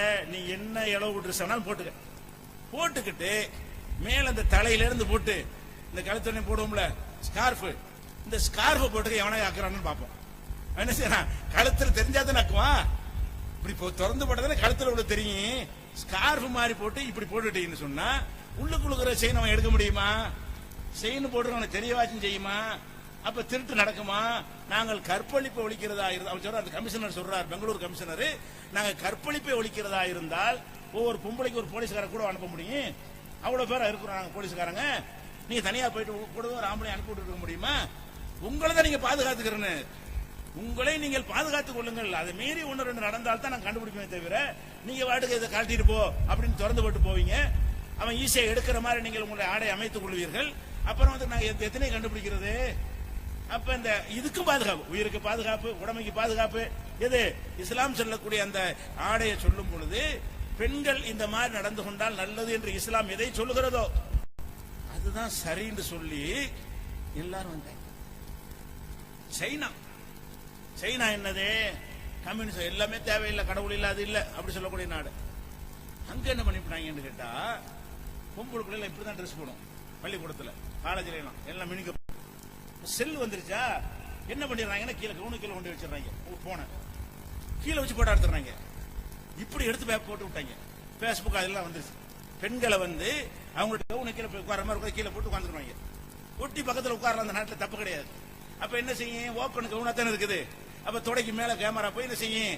அவங்களுடைய முக்கியமான பகுதியெல்லாம் போட்டோ எடுத்துரும். எடுத்தோன்னு என்ன செய்யறாங்க? அதை எடுத்து போட்டு விட்டாங்க. சைனாவுல தடை போட்டாங்க மினி கவுன் போடாதுன்னு. அதுக்கு என்ன சொல்ல வர்றீங்க? உலகத்துல நான் தான் முற்போக்கு சொல்லிட்டு இருந்தாங்க, மத இஸ்லாம் வேணா அப்படி சொன்னா அவன் என்ன செய்யறான்? முடிவு இப்ப அது இந்த மாதிரி தடையிடுமே, பெண்கள் இந்த மாதிரி போடக்கூடாது, ஒழுங்கா போட்டு வா, ஆம்பளை மாதிரி போட்டு வா, உனக்கு ட்ரெஸ் குறைக்கிற. அப்ப இந்த ஆம்பளை இப்படித்தான் இருக்கு, முட்டு கஷ்டப்பட வேண்டிய பாரு. ஒவ்வொரு ஆம்பளைக்கு தெரியாதா? அது நீ ஆம்பளை தானே, நீ செஞ்சா உனக்கு வழங்காதா? நம்ம இப்படித்தானே இளைஞர் இருப்போம், இப்படிதான் இருந்தோம், உனக்கு தெரியாது, பொம்பளைக்கும் தெரியாதா? ஒரு ஆம்பளை எப்படி பார்ப்பான், நம்மள என்ன மாதிரி பாக்குறான், எங்க எல்லாம் பாக்குறான், எங்க உத்து பாக்குறான், பொம்பளைக்கு தெரியாதா? ஒவ்வொரு பொம்பளைக்கும் தெரியும் ஆம்பளையுடைய பார்வையுடைய அர்த்தம், ஒவ்வொரு ஆம்பளைக்கும் தெரியும் பொம்பளைய கோலத்தினுடைய அர்த்தம். அப்ப இப்படி நல்ல ஒவ்வொருத்தரும் விளங்கி வைத்திருக்கிற ஒரு விஷயமாக அதை அலட்சியப்படுத்தி விட்டு நாங்க இப்படித்தான் நடப்போம்னு போனீங்க. இப்ப என்னவாவது சட்டம் போட வேண்டும். இதுதான் இமேஜ்லாம் சொல்லிட்டு போச்சு. இப்படித்தான்ப்பா இருப்பீங்க, முட்டிட்டு என்ன செய்வீங்க? கடைசியில குனிவீங்க. முட்டிட்டு குனிகிறது அறிவாளியா? ஒரு நிலை இருக்கு, சின்ன கதவு இருக்கிறது, சின்ன கதவு இருக்குன்னு பார்த்து முதல்ல குனிஞ்சு அப்ப நெத்தியை பாதுகாத்துக்கலாம். போய் வேகமா முட்டுறது, முட்டிவிட அவர் குனிகிறது. என்ன நன்மை? மண்டை போச்சுல. என்ன செய்யறான்? எல்லாம் இழந்துட்டு, எல்லாம் கேவலப்பட்டு, உயிரை பழி கொடுத்துட்டு, பல நஷ்டங்களை அடைந்து விட்டு அப்புறம் என்ன செய்யறாரு? ஆமா ஆமா குனிஞ்சா என்னது, உனக்கு அடுத்தவனுக்கு உதவ வேணும்டா, முட்டிட்டு குனிகிறதுங்கிறது. அப்ப முதல்ல என்ன செய்யணும்? முட்டை முந்தி குனிஞ்சிடணும், எடை போடணும், அனலைஸ் பண்ணணும், அது கனெக்ட் பண்ணணும். இப்படி போறோம், இப்படி இருக்குது, இது இப்படிதான் நடக்கும் சொல்லி குனிஞ்சிடணுமா இல்லையா? ஒரு வண்டி ஓட்டினா எவ்வளவு அனலைஸ் பண்ணி போறீங்க? முன்னாடி உள்ள வண்டி என்ன வேகத்துல போறோம், நம்ம என்ன வேகத்துல போறோம், இந்த வேகத்தை என்ன மெயின்டைன் பண்ணா முட்டாம இருக்கும், போய் மோதாம இருக்கும், அதை கணக்கு பண்ணி போட்டா அவன் அறிவாளி. ஏன்ட்ட வண்டி இருக்கு, நான் பெரிய வண்டிக்கு நான் ஓட்டு வண்டி வேகமா முட்ட வண்டி தான் போ. அப்ப அதைத்தான் வாழ்க்கையில இஸ்லாம் சொல்லுது. அப்ப நீங்க ஒருத்தருக்கு ஒருத்தர் ஆணும் பெண்ணும் கலந்து பழகக்கூடிய விஷயத்துல அந்த மாதிரியான விபரீதங்கள் ஏற்படும் என்று சொன்னால், பெண்கள் பலவீனர்களா இருக்கக்கூடிய பெண்கள் தங்களுடைய உயிரை, மானத்தை, உடைமையை பாதுகாத்துக் கொள்வதற்கு இந்த வழிமுறைகள் அவசியமாக இருக்கிறது. ஆண்களோடு தனித்திருக்கிற வாய்ப்புகளை எல்லாம் தவிர்த்துக் கொள்வது அவசியமாக இருக்கிறது என்று இப்ப வந்துருச்சு எல்லாம். நைட் ஷிப்ட் இரவுல வேலை பார்க்க போறாங்க பெண்கள், அதை பரிசீலிச்சுட்டு இருக்காங்க, அனுப்பலாமா வேணாமான்னு. ஏன்? இரவுல வேலை பார்க்கிற பெண்களுக்கு பாதுகாப்பு இல்லை. இப்படி படிப்படியா போயிட்டு அடிபட்டு வந்து என்ன செய்வாங்க? ஒண்ணுன்னா இறக்கிட்டு வருவாங்க. அதுக்கப்புறம் அப்புறம் சட்டத்தை கொண்டு வருவாங்க, மறுபடியும் கொஞ்ச நாளைக்கு பிறகு மறந்துடுவாங்க, பழைய ஆரம்பிப்பாங்க ரிவர்ஸ்ல. இப்படிதான் ஒவ்வொரு காலத்து நடக்கிறது. ஆக இஸ்லாம் இது ஏன் கரெக்டா இந்த மார்க்கம் இருக்குன்னு கேட்டா, இது அல்லாஹ் சொன்ன ஒரு சட்டம், இறைவன் சொன்ன ஒரு சட்டம். இறைவன் சொன்ன சட்டமா இருக்கிற காரணத்தினால் இதுதான் சரியா இருக்கும் என்பதை அவர்கள் முடிவுக்கு வருவார்களே தவிர யாரும் குறை காண முடியாது. அல்லாஹ்வுடைய இதுதான் இறை வேதங்களுக்கு ஆதாரமே இதுதான். குர்ஆன் முகமது நபி சொந்தமா சொல்லல, மனித கருத்து இல்ல, அல்லாஹ் தான் இந்த வேதத்துக்கு சொந்தக்காரன் என்பதற்குரிய பெரிய ஆதாரம் என்ன? திருக்குர்ஆன் தான். நபிகள் நாயகம் ஸல்லல்லாஹு அலைஹி வஸல்லம் சொன்னார்கள், ஒவ்வொரு நபிமார்களுக்கும் அல்லாஹ் அற்புதங்களை கொடுத்தான். எனக்கு கொடுத்த அற்புதம் திருக்குர்ஆன். எனக்கு அல்லாஹ் தந்த அற்புதம் என்ன? மற்ற அற்புதம் சின்ன விஷயங்கள். குர்ஆன் தான் அற்புதம். இதை வச்சு பாரு, உலகத்தில் உள்ள எல்லா பிரச்சனையும் தீர்வு இருக்கும் அப்படின்னு சொல்லக்கூடிய ஒரு மார்க்கமா இருக்கு. இப்ப உங்களுக்கு ஒரு சந்தேகம், எல்லா பிரச்சனையும் தீர்வா? உலகான புஸ்தகமா இருக்குது, 6000 வசனம் இருக்குது, இதுல அப்படி தீர்வு இருக்குமா? ஒவ்வொரு பிரச்சனை எழுதினாலே 1 லட்சம் 2 லட்சம் எழுதலாமே, தீர்வையும் சேர்த்துறதுனா எத்தனை பக்கம் வர்றது? பிரச்சனை மட்டும் எழுதினால லட்சக்கணக்கில் இருக்கு பிரச்சனை. பிரச்சனைக்கு தீர்வையும் சேர்த்து எழுதணும்னா இப்படி எழுதணும். குர்ஆன் என்ன செய்யணும்? இவ்வளவு பெருசா இருக்கணும், இந்த ஸ்டேஜ் அளவுக்கு இருக்கணும், அப்பதானே தீர்வு இருக்க முடியும். எல்லாத்துக்கும் தீர்வுங்கிறீங்கள, இந்த புஸ்தகத்துல எல்லாம் தீர்வு இருக்குமா? சில பேருக்கு தோணும், அது மனித அறிவை கொண்டு பார்க்கும்போது அப்படி தோணும். அப்ப எல்லாத்துக்கும் தீர்வு என்னன்னு கேட்டா, அதுக்கு அடிப்படை, சில அடிப்படைகளை இஸ்லாம் போட்டுருங்க. அந்த அடிப்படைக்குள்ள நின்று நீங்கள் பார்த்தீர்களே ஆனால் அதுக்கெல்லாம் தீர்வு உதாரணமா எடுத்துக்கிறோமே, இப்ப நவீன காலத்துல இப்ப போன் வச்சிருக்கீங்க, ஆண்ட்ராய்டு போன் வச்சிருக்கீங்க, இது குர்ஆன்ல இருக்குமா? இருக்காது. இந்த மைக்கில் பேசுறீங்க, இது குர்ஆன்ல இருக்குமா? இருக்காது. பஸ்ல போறீங்க, ஆட்டோவில் போறீங்க, இது குர்ஆன்ல இருக்குமா? இருக்காது. டிவி இருக்குது, கம்ப்யூட்டர் இருக்குது, ஏர் கூலர் இருக்கு, ஏசி இருக்கு, வாஷிங் மிஷின் இருக்கு, மிக்சர், கிரைண்டர் இருக்குது, இதெல்லாம் குர்ஆன்ல இருக்குமா? இருக்காது. அப்ப குர்ஆன்ல புதிய புதிய விஷயங்கள் எவ்வளவு வந்துகிட்டே இருக்கு உலகத்துல. இதெல்லாம் எப்படி குர்ஆன்ல இருக்கு? எல்லாம் குர்ஆன்ல இருக்குங்கிறீங்க, குர்ஆன்ல எல்லாத்துக்கும் தீர்வு இருக்குறீங்க, அது எப்படி? அந்த சின்ன புஸ்தகத்தில் அவ்வளவு தீர்வு எப்படி இருக்கும் அப்படின்னு ஒரு சந்தேகம் வறுமையானால், இந்த அடிப்படையை நீங்கள் மனசில் ஆழமா பதிய வைத்துக் கொண்டால் இதற்கான விடை ரொம்ப எளிதாக கிடைத்துவிடும். என்னன்னு கேட்டா, இஸ்லாம் குர்ஆனை பொறுத்த வரைக்கும் ஹதீஸ்கள் இதுதான். ரசூலுல்லாஹ்வுடைய ஹதீஸ்களை பொறுத்த வரைக்கும், அல்லாஹ்வுடைய மார்க்கத்தை பொறுத்த வரைக்கும், வணக்க வழிபாடுகள் சம்பந்தப்பட்ட விஷயங்களாக இருந்தால் அல்லாஹ்வோ ரசூலோ சொல்லி இருக்கிறாங்களான்னு பார்க்கணும். நல்லா தொழுமா, கையை ஒசத்துறோம், ஏன் ஒசத்துறீங்க? ரசூலுல்லாஹ் சொன்னாங்க, அல்ல செஞ்சாங்க, அப்படி ஆதாரம் இருந்தால் செய்யணும். அனுமதி இருக்கு, செஞ்சாங்களான்னு பார்க்கணும், தடுத்தாங்களான்னு பாத்திரக்கூடாது. ஒருத்தன் எப்படி கையை கட்டிக்கிட்டான், ஏன்டா அப்படி கட்டி தொழுவுற, தடை இருக்கான்னு கேட்கக்கூடாது, தடை இருக்கான்னு கேட்க, எப்படி இருக்கணும்? அனுமதி இருக்கணும். வணக்க வழிபாடுகளை செய்வதாக இருந்தால், வணக்க வழிபாடுகளை பொறுத்த வரைக்கும் இப்படி ரசூலுல்லாஹ் செஞ்சாங்கன்னு இருக்குதா, இப்படி செய்யலாம் என்று குர்ஆன்ல இருக்குதான்னு பார்க்கணும். அப்ப ரசூலுல்லாஹ் சொன்னதுக்கு ஆதாரம் இருந்தா அதை செய்யணும். விரல் அசைக்கிறோமா, அசைக்கிறது ஆதாரம் இருக்கு, அசைக்க வேண்டியது. ஒருத்தன் அசைக்காம இருக்கான், அசைக்க கூட தடை இருக்கா, அப்படி கேட்க கூடாது. அசைச்சாங்கன்னு ஆதாரம் இருக்குல்ல, செஞ்சுட்டு போ. அப்ப ரசூல் ஸல்லல்லாஹு அலைஹி வஸல்லம் அவர்கள்ட்ட இருந்து அல்ல அல்லாஹ்விடம் இருந்து வரக்கூடிய செய்தியில வணக்க வழிபாடு சம்பந்தப்பட்டதாக இருந்தால் அதுக்கு எப்படி நீங்க பார்க்கணும்? அப்படி செய்ய சொல்லி உத்தரவு இருக்குதா, அல்ல ரசூலுல்லாஹ் செஞ்சு காட்டியிருக்கிறாங்களா, அது அடுப்பு செய்யறத பார்த்து அனுமதிச்சிருக்கிறாங்களா அப்படின்னு பார்க்கணும். இப்ப மார்க்க விஷயத்துக்கு குர்ஆனை பயன்படுத்துவதற்கு எப்படி பயன்படுத்தணும்? நம்ம செய்யற மார்க்க, உதாரணமா சுப்ஹானல்லாஹ் சொல்றோம் 30 தடவை 33 தடவை. ஒருத்தர் என்ன செய்யறான், சுப்ஹானல்லாஹ்க்கு பதிலாக குல் ஹுவல்லாஹ்ங்கிறான், அது குர்ஆன்ல உள்ள சொல்லலாமா? அங்க இடம் தடை இருக்கான்னு கேட்கறான். அடே தடை இருக்கு கேட்காதரா, இப்படி ரசூலுல்லாஹ் சொல்ல சொன்னாங்களா அப்படி கேட்கணும். இப்ப பாங்குக்கு முன்னாடி ஒரு செலவாத்து சொன்னார் இல்லையா, பாங்கு சொல்றாரு ஒருத்தர், சொல்வதுன்னா அல்லாஹ் அக்பர்னு ஆரம்பிக்கணும், லா இலாஹ இல்லல்லாஹ் முடிச்சு விடணும், அது பாங்கு. ஒருத்தர் பாங்குல என்ன செய்யறாரு, இன்னல்லாஹு மலாயிகத்துஹு ஸல்லூன அலன் நபின்னு ஒரு ஆயத்தை வாசிச்சுட்டு அப்புறம் அல்லாஹும்ம ஸல்லி அலா முஹம்மது சொல்லிட்டு 3 பாங்கு சொல்லி போடலாம் அந்த டயத்துல. அவ்வளவு ஓதிட்டு என்ன செய்யறாரு, அல்லாஹ் அக்பர்னு பாங்கு சொல்றாரு. இப்ப அவர்கிட்ட போய் கேட்கிறோம், ஏன்பா செலவாத்து ஓதுற, செலவாத்து ஓதக்கூடாதா அப்படிங்கிறாரு. அடே ஓதணும்னா ரசூலுல்லாஹ் சொல்லியிருக்கணும்டா, தடை இருக்கான்னு கேட்கக்கூடாது. பாங்கு ரசூலுல்லாஹ் காலத்துல இருந்துச்சுல, பிலால் பாங்கு சொன்னார்ல, அப்துல்லா இப்னு உம்மர் பாங்கு சொன்னார்ல, அபு முஹதரா பாங்கு சொல்லியிருக்காங்கல்ல, அவங்க எல்லாம் பாங்கு எப்படி சொன்னாங்க, அல்லாஹ் அக்பர்னு சொல்லிட்டாங்க, அவ்வளவுதான். ஆரம்பம் அல்லாஹ் அக்பர் தான். போய் பாங்கு சொல்லுவாங்க, அல்லாஹ் அக்பர்னு அழைக்க ஆரம்பிச்சிருவாங்க. அப்ப ரசூல் ஸல்லல்லாஹு அலைஹி வஸல்லம் ஒன்றை காட்டி இருக்கும் பொழுது நீங்க உன்னை சேர்க்கலாமான்னா சேர்க்க கூடாது, செஞ்சிருந்தா தான் செய்யணும், செய்யலைன்னா இல்ல வழிகள்னு அர்த்தம். அது செலவாத்து சொல்றது நல்ல விஷயம் சொல்லக்கூடாது. நாங்க செலவாத்து நல்லது தானே, ஒருத்தர் அப்படித்தான் என்ன கேட்டாரு, செலவாத்து சொல்றது நல்லதுங்கிறீங்க, அதனால செலவாத்து ஒரு சரி செலவாத்து ஓதுப்பா, குர்ஆன்ல பக்கரான்னு ஒரு சூரா இருக்கு, நல்லது தானே? ஆமா, நான் பக்கரா ஓதிட்டு பாங்க சொல்லுவேன். அலிஃப் லாம் மீம் தாலிகல் கிதாபு லோஹரும் போய் அசரும் போயிடும், மகரிபு பாங்க சொல்றதா? அது கேட்டா குர்ஆன் நல்லதானே? குர்ஆன் நல்லதுதான், அங்கேயே சொல்ற குர்ஆன் நல்லதுதான். குர்ஆன் நல்லதா இருந்தாலும் வாங்கன்னு ஒண்ணு காட்டிட்டாங்கன்னா அலுப்பு சேர்க்க கூடாது. எல்லாம் நல்லதுதான். சீனி நல்லதுதான், சாம்பார்ல போட முடியுமா? அதை சாம்பார் வைக்க சொல்றோம், ஒருத்தர் சீனியை கொண்டா கொட்டுறான். ஏன் சீனி நான் கெட்டதா? அட சீனி கெட்டதுலடா, சாம்பாருக்கு ஃபார்முலா இருக்குடா, அந்த ஃபார்முலாக்குள்ள ஜாமான போடு. சீனி நல்லதுதான், சீனி எங்க போட சொன்னா நல்ல சீனியை போடு. உப்பு போற இடத்துல உப்பு போடு. தீல கொண்டு போறான் ஒருத்தன். என்னடா உப்பு தடையா? உப்பு கெட்டதா? உப்பு விஷமாங்கிறான். இவன் என்ன செய்யறது? உலகத்துல கரெக்டா இருக்கிறான். உலக விஷயம் என்ன செய்யறான்னா எதை எப்படி செய்யணுமோ அப்படி செய்யணுங்கிறான். மார்க்கத்தை கேட்டா மட்டும் ஏன் செலவாத்து தப்பா, ஏன் யாசின் ஒரு தப்பா? நான் கேட்டா வாங்குக்கு முன்னாடி யாசின போன ஒத்துக்குருவியா? அப்ப இது இப்படி கேட்க கூடாது. வேற எப்படி கேட்கணும்? ரசூல்லா என்ன சொன்னாங்க அது நிறுத்திக்க, சேர்க்காத. வாங்குக்கு பின்னாடி செலவாத்து சொல்லு, அது நாமளே சொல்லணும். வாங்க சொல்லி முடிச்ச பிறகு செலவாத்து சொல்லணும். வாங்குக்கு முன்னாடி செலவாத்து இருக்கா? இல்ல. ஏன் இல்ல? ரசூல் ஸல்லல்லாஹு அலைஹி வஸல்லம் அவர்கள் வாங்க நம்ம கற்று தந்தார்கள், அது சொல்லப்படவில்லை. இந்த மாதிரி இருக்கிறதுனால மார்க்க விஷயத்துல உங்களுக்கு குழப்பம் வராது. நவீனத்துக்கு ஒரு மார்க்கம், அன்னைக்கு ஒரு மார்க்கமா? மார்க்கம் மாற போறது தானே. இப்படி கையத்துக்கு தக்பீர் கட்டணும், அந்த காலத்துல கை தூக்கணும், அந்த காலத்துல முடியுமான்னு கேட்கலுமா? எந்த காலத்துல தூக்கணும்? இதை நெஞ்சில கட்டுறோம், அந்த காலத்துல நெஞ்சில கட்ட முடியும், இந்த காலத்துல நெஞ்சு கை சின்ன போச்சப்ப. அப்ப இதுல மாறாது. வணக்க வழிபாடுகள் விஷயத்துல அன்னைக்கு என்ன சொன்னாங்களோ அது இன்னைக்கு மாறாது. அதுல அப்படி எடுத்துக்கிற வேண்டியது. வணக்க வழிபாடு இல்லாத விஷயம், இந்த மைக்கை யூஸ் பண்ணலாமா, வாட்ச் கட்டலாமா, கார்ல போகலாமா, இந்த வியாபாரம் பண்ணலாமா, எம்எல்ஏ மல்டி லெவல் மார்க்கெட்டிங் செய்யலாமா, ஷேர் மார்க்கெட்டு போகலாமா, இது மாதிரியான புதிய புதிய விஷயங்கள் இருக்குன்னு வைங்க.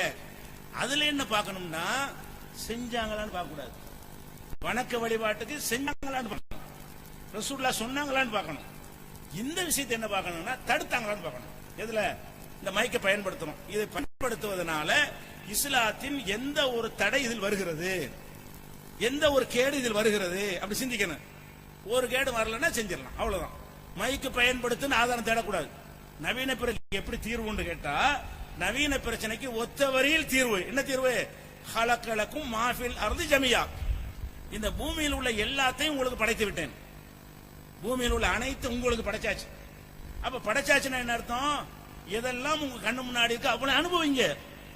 கூடாத விஷயமா இருந்தால் அதை நாம் சொல்லி இருப்போம், அதை தவிர்த்துக்க. கூடாத விஷயமா இருந்தா தவிர்த்துக்கிறங்க. மற்ற விஷயங்கள் எதுவா இருந்தாலும் நீங்க என்ன செய்யுங்க, அதை செஞ்சுட்டு போங்க. இந்த மாதிரி பார்க்கக்கூடிய நேரத்தில் இதை டிவி பார்க்கலாமான்னா பார்த்துக்க. என்ன தடை வருது? ஆடல் பாடல் ஆபாசம் அதை நிப்பாட்டிக்க, பயான் பண்ண கேட்டுக்க, சமையல் குறிப்பை பார்த்துக்க, நீங்க பார்த்துக்க. ஒரு பொருளை பயன்படுத்தும் பொழுது என்ன பார்க்கணும்னு கேட்டா, இஸ்லாம் தடுத்திருக்கிற ஒரு விஷயம் இருக்கிறான்னு பாருங்க. வணக்க வழிபாட்டை பார்க்கும் பொழுது இஸ்லாத்தில் அனுமதிக்கப்பட்டிருக்கான்னு பாருங்க, வழிகாட்டப்பட்டிருக்கான்னு பாருங்க. வணக்கம் இல்லாத ஒரு பொருளை திங்கலாமான்னு வருது. இது திங்கலாமா கூடாதா? தின்னுட்டு போ. கூடாதுன்னா தடை இருக்கும். லிஸ்ட பாரு, தடுக்கப்பட்ட லிஸ்ட் சின்ன லிஸ்ட் தான். அந்த லிஸ்ட்ல வரவில்லை என்றால் எல்லாம் தின்னுட்டு போ, அவ்வளவுதான் விஷயம்.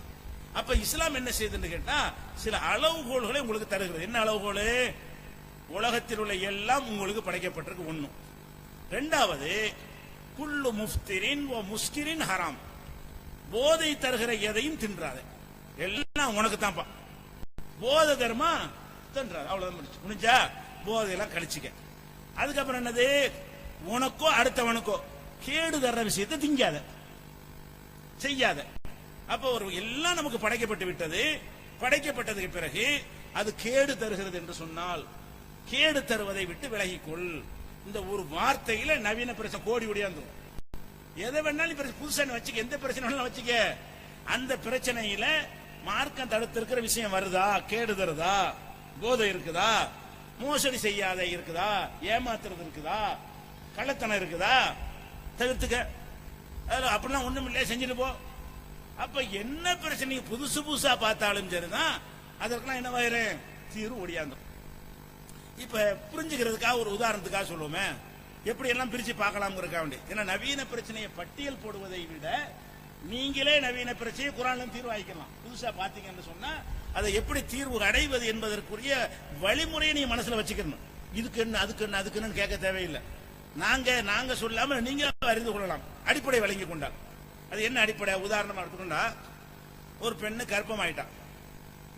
கர்ப்பமான பிறகு அந்த கர்ப்பத்தினால் அவளுக்கு உயிருக்கு பாதிப்பு ஏற்படுற மாதிரி வருது. அவளுக்கு உயிர் அச்சுறுத்தல், இந்த குழந்தை பிறந்தால் அது சீரியஸ் ஆயிரும், அவளுக்கு உடனே நேஜர் ஆயிரும், அல்ல 3 சிசேரியன் பண்ணியாச்சு, 4வது ஒருக்கா பண்ண முடியாது அப்படின்ற மாதிரி ஏதோ ஒரு காரணங்கள் வருது. இப்ப காரணம் வந்த உடனே அந்த கருவை கவனமா இல்லாம விட்டானா அந்த கருவை கலைக்கலாமா? கலைக்கணுங்கிற டாக்டர் சொல்றான், அந்த கருவை கலைச்சிடணும், கலைக்கலன்னா தாய்க்கு ஆபத்து அப்படிங்கிறான். அப்ப கலைக்கிறதா வேணாமா? வந்தா நம்ம மனசுல ஒரு சந்தேகம் வரும். அந்த இடத்துல என்ன சந்தேகம்? உயிரை கொல்லக்கூடாது. குர்ஆன்ல என்ன இருக்கிறது? உயிரோடு கொல்லப்பட்ட குழந்தைகளை அல்லாஹ் விசாரிப்பான். எதுக்காக உன்னை கொண்டாங்க? உங்க ஆத்தா உன்னை எதுக்கு கொன்றான்? உங்க அப்பன் எதுக்கு கொண்டான்? அல்லாஹ் கேட்பானா? ஒய்தல் மௌதத்து சுயிலத், உயிரோடு புதைக்கப்பட்ட குழந்தையிடம் அல்லாஹ் விசாரிப்பான். ஐதம்பின் குத்திலத், நீ என்ன பாவம் செய்ததற்காக உன்னை அழித்தார்கள்? குழந்தை தானே நீ, உன்னையும் அழித்தார்கள் அப்படின்னு அல்லாஹ் கேட்கறான். அதே மாதிரி அந்த காலத்துல உயிரோடு குழந்தைகளை புதைச்சாங்க இல்லையா? அதெல்லாம் கடுமையான ஒரு குற்றமாக எல்லாம் என்ன செய்யறான்? பெண் குழந்தைகளை புதைச்சதெல்லாம் கடும் குற்றமா சொல்லி காட்டுறான். இப்ப நம்ம முன்னாடி என்ன வருதுன்னு கேட்டா, வயிற்றுல சிசு இருக்குது, அந்த சிசுவை ஒரு நிர்பந்தத்திற்காக அழிக்கிறோம் இல்லையா? அப்படி அழிச்சால் ஒரு கொலை குற்றம் வருமா? உயிர் தானே, உயிரை அழிச்ச குற்றம் வந்துருமா அப்படின்னு வருதுல. இப்படி இந்த அடிப்படையை ஆய்வு செய்யும் பொழுது உள்ள போய் இது இந்த நேரம் உள்ள போய் தேடி பார்க்கணும், மார்க்கத்தில் ஆய்வு செஞ்சு பார்க்கணும். ஆய்வு செஞ்சு பார்த்தா பல கோணங்கள் ஆய்வு செய்யும் பொழுது இதுக்கு என்ன விதமான முடிவுக்கு வருவது என்பது தெரிஞ்சிடும். என்ன முடிவு? இப்ப ஒரு குழந்தை கருவுல உருவாகுதுல, உருவாகிற குழந்தைக்கு உயிர் இருக்கா இல்லையா? அந்த முதல் நாள்ல உயிர் இருக்கத்தானே செய்யுது. உயிர் இருக்க போய் தானே அந்த விந்துடைய உயிரணு நீச்சல் அடிச்சு போய் கருமுட்டையில சேர்ந்து அப்படி கற்ப பையில போய் சுத்திக்கிட்டே இருக்கா இல்லையா? கொஞ்சம் கொஞ்சமா பெருசாகுதா இல்லையா? வளருதா இல்லையா? டெவலப் ஆகுதா இல்லையா? அப்ப வளர்ந்து டெவலப் ஆகுதுன்னு சொன்னா அதுக்கு உயிர் இருக்கா இல்லையா? உயிர் இருக்குது. உயிர் இருக்குன்னு சொல்லியாச்சா? அப்ப உயிர் இருக்கிறது நமக்கும் தெரிகிறது, அல்லாஹ்வுடைய மார்க்க பிறகு உயிர் இருக்கு போய் வளருது. ஆனா ஹதீஸ்ல என்ன வருதுன்னு கேட்டா, அந்த குழந்தைக்கு 120வது 4 மாசம் முடியும் போது மலக்கு உயிரை ஊதுகிறார்னு வருது. ஹதீஸ்ல எப்படி வருது? 120வது நாளில் அந்த குழந்தைக்கு உயிர் ஊதப்படுகிறது. மலக்கு அனுப்பி அந்த குழந்தைக்கு அப்ப அல்லது என்ன செய்யறான்? உயிரை கொடுக்கறான். இப்ப என்ன நமக்கு கேள்வி வருதுன்னு கேட்டா, ஏற்கனவே உயிர் இருக்க போய் தானே 120 நாள் வரைக்கும் வளர்ந்துச்சு. 120 நாள் வரைக்கும் அது வளர்ந்தது எதனால? உயிர் இருக்க போய் தான். கல்லாவை கடைஞ்சது, மரக்கட்டையாவை கடைஞ்சு உயிரா தான். அப்ப அதுக்கு உயிர் இருக்கிறதெல்லாம் சயின்டிபிக்கா நிரூபிக்கப்பட்டிருக்கிறது. ஆனா ஹதீஸ்ல என்ன சொல்லப்படுதுன்னு கேட்டா, 120 நாளில் தான் மலக்கு போய் உயிரை ஊதுகிறார். 4 மாசம் முடிஞ்சுதான் உயிரை ஊதுகிறார்னு வருது. இப்ப என்ன நம்ம விளங்குறதுன்னு கேட்டா, உயிர் என்பது 2 வகையில் இருக்கிறது. உயிர் உண்மைதான், உயிர் 2 வகையில் இருக்கிறது. இந்த 2 வகையில் இருக்கிறது என்பது குர்ஆன் பல வசனங்கள் எடுத்து பாத்தீங்கன்னா அதையும் நல்லா தெளிவுபடுத்தி காட்டுறான். இப்ப நம்ம தூங்கும் போது நம்ம செத்து போயிட்டோமா உசுரோட இருக்கிறோமா? உசுரோட இருக்கணும். தூங்குறாள் பணம்னு சொல்லுவீங்களா? ஒரு தூங்கிட்டு இருக்காரு, ஜனாசா சொல்ல முடியாது, தூங்குறாள் உயிரோட தான் இருக்கிறாரு. ஆனா அல்லாஹ் என்ன செய்யறான்னு கேட்டா, அல்லாஹு யதவஃபல் அன்ஃபுஸஹீன மௌத்தியா, மரணிக்கும் போது உயிரை அல்லாஹ் கைப்பற்றிக்கிறான். அது ஒரு விஷயம். உள்ளத்தி லம் தமுத் ஃபி மனாமிஹா, மரணிக்காத உயிர்களை தூக்கத்தின் போது அல்லாஹ் கையில் எடுத்துக்கொள்றான். நம்ம தூங்கும் பொழுது உயிரை அல்லாஹ் எடுத்துக்கிறான்னு சொல்லப்படுது. உயிரை எடுத்தா எப்படி மூச்சு விடுறீங்க? தூங்கும் போது அல்லாஹ் உயிரை எடுத்துக்கிட்டான்னு சொல்றான். உயிர் எடுத்தா மூச்சு விட இயலுமா? ஒரு எறும்பு கடிக்குது, தூக்கத்தில் அடிக்கிறீங்க, உயிர் போனா அப்படி அடிக்க இயலுமா? உயிர் இருக்குது. ஆனா அல்லாஹ் என்ன சொல்றான்? தூங்கும் போது எடுத்துக்கிறாங்க. நீங்க தூங்கக்கூடிய நேரத்தில் உயிரை எடுத்துக் கொள்கிறேன் அப்படின்னு சொல்றான். அப்ப தூங்கும் போது நீங்க சில உடம்புலாம் சூடா போயிடுதுன்னு வைங்களேன், நீங்களா புரண்டு படுப்பீங்க. ஒரு பக்கமா படுத்தோம்னா பாடி ஹீட் ஆகி போயிடும். அப்புறம் நம்மள அறியாம இப்படி திரும்பி படுப்போம். இந்த பக்கம் கை அழுத்தமாகி போயிடும். அப்புறம் இப்படி திரும்பி படுப்போம். நமக்கு தெரியாது எத்தனை திரும்ப. யாருக்கா தெரியுமா? நீங்க படுத்தாலும் எத்தனை இப்படி திரும்பினீங்க, எத்தனை அப்படி திரும்பினீங்கன்னு தெரியாது. கேமரா வச்சு பார்த்துட்டு காலில் போட்டு பார்த்தா உங்களுக்கு தெரிஞ்சிடும் எத்தனை. இவ்வளவு நடந்து நமக்கு தெரியாது. அப்ப உடம்பு இயங்கி கொண்டு மூச்சு போய் கொண்டிருக்கிறது. மூச்சை விடுத்தலுங்க. சாப்பிட்டு படுக்கிறீங்கல்ல, அது அரைக்கப்படுதா படலையா? மிஷின் நின்றுதா? சாப்பிட்டு உணவு வயிற்றில் இருக்கிறது, அந்த வயிற்றுல உள்ள உணவு ஜீரணமாவதா இல்லையா? குடல் அரைக்கத்தானே செய்யுது, எல்லாமே செய்யுது. நுரையீரல் வேலை செய்யுது, ஹார்ட் வேலை செய்யுது, குடல் வேலை செய்யுது, கணையம் வேலை செய்யுது, கிட்னி வேலை செய்யுது. உள்ளுறுப்பு ரத்தம் ஓடிக்கிட்டே தான் இருக்கு. நின்று ரத்தம் அப்படியே தூங்கினவுன அப்படி ஸ்டாப்பா சாப்பிட்டா போனோம், உசுறு இருக்குது. உயிரை முதல்ல உயிர் தான் இருக்குன்னு சொன்னா கருவுல இருக்கும் பொழுது, அப்புறம் 4 மாசத்துல உயிர் ஊதப்படுதுன்னு வருது மார்க்கத்துல. இன்னொரு பக்கம் என்ன வருதுன்னா தூங்கு உசுறு எடுத்துக்கிறேங்கிறான்.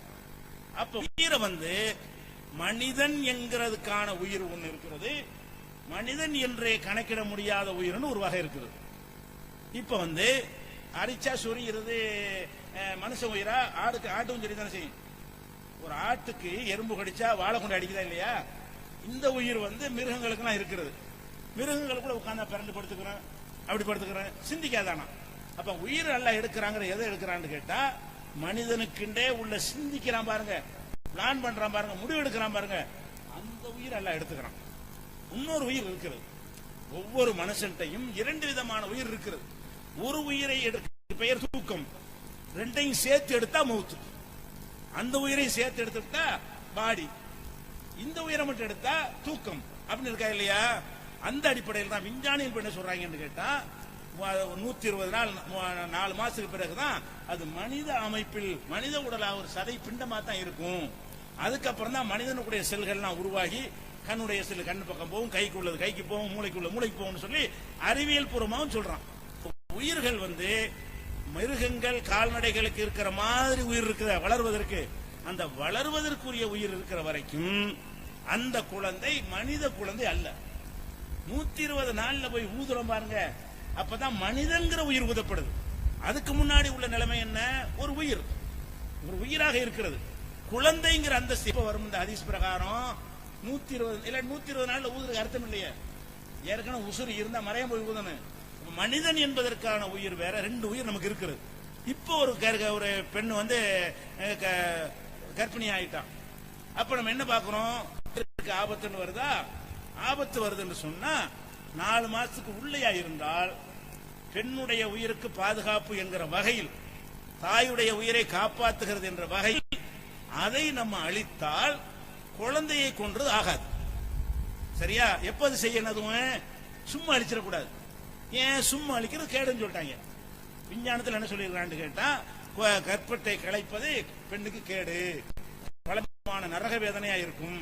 அந்த பெண்ணுடைய வருங்காலத்தை எல்லாம் சேர்த்து பாதிக்கிற அளவுக்கு நிறைய உடல் ரீதியான பாதிப்புகள், அது கொடுக்கிற மருந்துகள், அதுக்கு செய்யற ட்ரீட்மெண்ட்கள், கற்பப்பை எல்லாம் டேமேஜ் ஆகி போயிடும், பல பின்னடைவுகள் உங்களுக்கு ஏற்படும்.